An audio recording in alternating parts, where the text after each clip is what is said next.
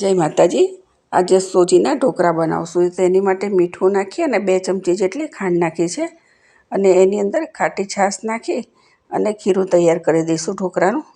આમાં છાશ વધારે જોઈશે અને જો તમારી પાસે ખાટી છાશ હોય તો એ નાખી અને થોડું અલગથી ગરમ પાણી કરી અને એ નાખવાનું। હજી નાખવી પડશે થોડી છાશ। મારે બહુ ખાટી નથી એટલે ચાલશે, બાકી ગરમ પાણી કરીને જ નાખવાનું અંદર થોડું, નહીં તો પછી ઢોકળા એકદમ ખાટા થઈ જશે। હવે એની અંદર વઘાર કરી લઈએ। તો તેલની અંદર જીરું, મરચાંના કટકા અને લીમડાના પાન નાખીને વઘાર કરી લેવાનો। મિક્સ કરી લઈએ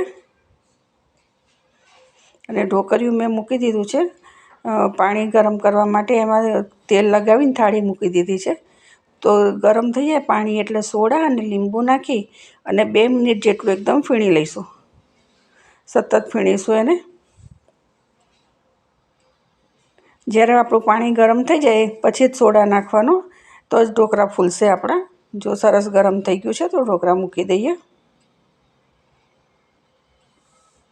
અને આની ઉપર તમે જો મરચું ખાતા હોય સાદું તો એ નાખવાનું। હું કાયમ અચાર મસાલો જે આવે છે મેથીયું એ નાખું છું, એ બહુ સરસ લાગે છે ટેસ્ટમાં।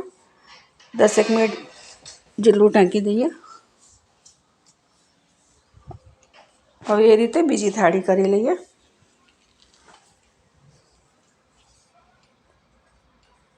એમાં પણ આપણે અચાર મસાલો નાખી દઈશું ને હવે વઘાર કરી લઈએ બાજુમાં।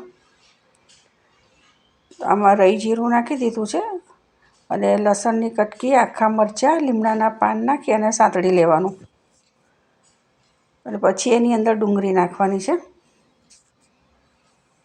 આમાં ડુંગળી વઘારમાં બહુ સારી લાગે છે।